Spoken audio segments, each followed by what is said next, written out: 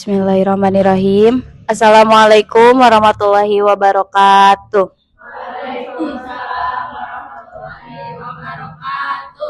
Alhamdulillahirabbil alamin. Di hari ini kita masih bisa diberikan kesehatan iman, kenikmatan serta rasa syukur untuk bisa hadir dalam acara ini. Yang pertama, Umi serta rekan-rekan dalam marketing yang lainnya yang selalu berbahagia, yang selalu bersemangat untuk menjalankan aktivitasnya. Semoga selalu Allah Subhanahu wa taala memberikan ridho bagi kita serta keberkahan rezeki yang berlimpah. Sebelumnya di sini saya akan menyampaikan tentang berhusnuzon kepada Allah. Ibnu Qayyim rahimahumullah itu pernah berkata, tidaklah Allah mengambil sesuatu dari hambanya yang beriman, melainkan dia akan menggantinya dengan yang lebih baik baginya apabila ia bersabar dan ridho.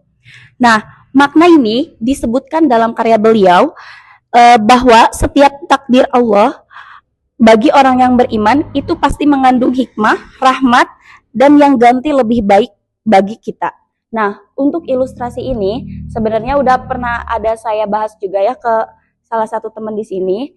Aku tahu ilustrasi ini agar kalian bisa mencerna juga. Aku bacain itu dari podcastnya siapa? Pras Teguh dengan Rian Andriani.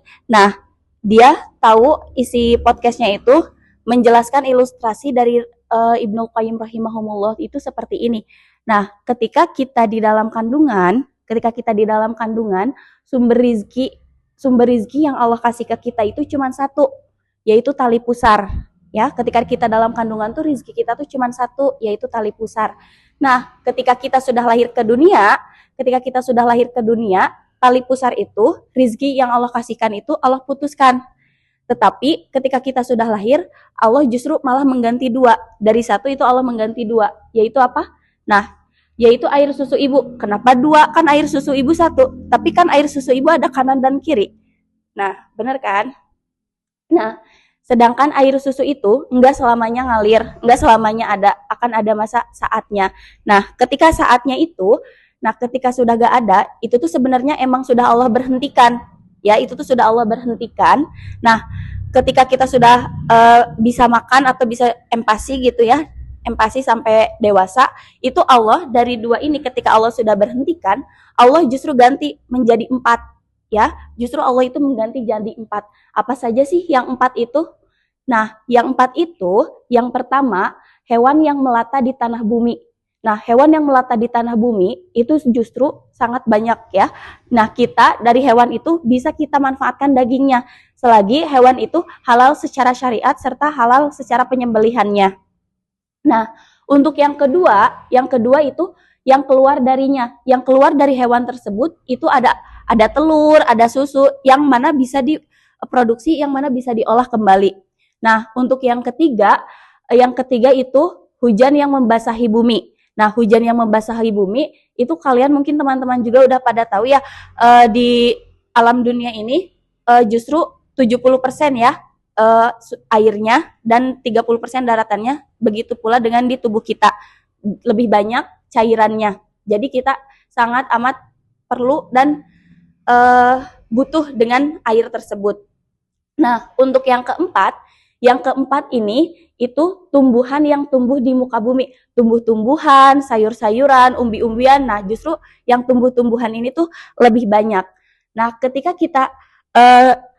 kita sudah meninggal, kan ini rizki yang 4 tuh rizki di dunia. Nah, ketika kita sudah meninggal, untuk bagi orang-orang yang beriman, insya Allah ya kita rekan-rekan semuanya menjadi orang yang beriman. Nah, Allah itu yang tadi 4 ini Allah tutup menjadi 8. 8 itu 8 pintu jannah atau 8 pintu surga. Nah, 8 pintu surga ini yang pertama babu sholah, yaitu pintu bagi orang yang sholat. Yang kedua, babu jihad, yaitu pintu perjuangan atau pintu jihad. Yang ketiga, babu sodakoh, barang siapa yang sering bersodakoh. Yang keempat, arroyan, yaitu pintu kesegaran atau pemuas dahaga. Yang kelima ya? Yang kelima, babul haj, yaitu pintu haji dan umroh, barang siapa yang melaksanakan haji dan umroh. Yang berikutnya yaitu babul aiman, pintu kanan, pintu bagi mereka yang masuk tanpa hisab. Nah, ini mungkin ada spesial ya.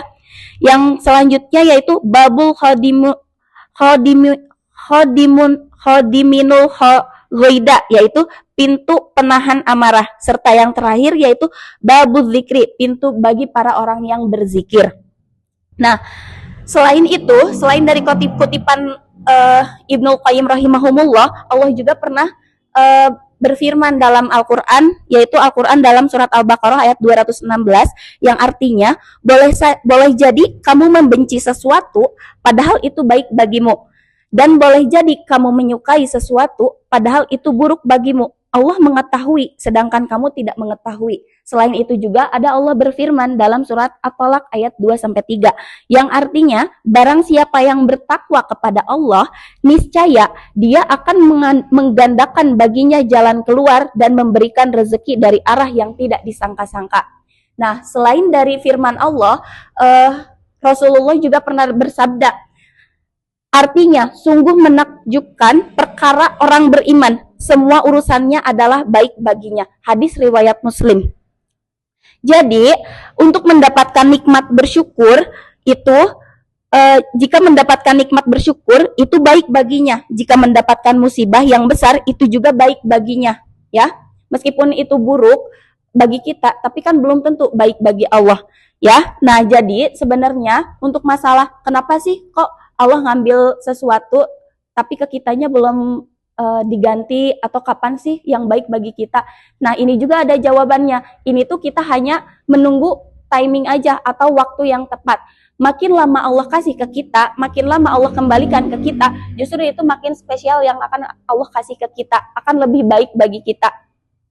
Ya, maka untuk kesimpulannya, janganlah untuk takut kehilangan, karena Allah tidak pernah mengurangi tanpa mengganti, tidak menutup tanpa membuka, dan tidak mengambil kecuali untuk memberi yang lebih baik bagi hamba yang sabar dan ridho.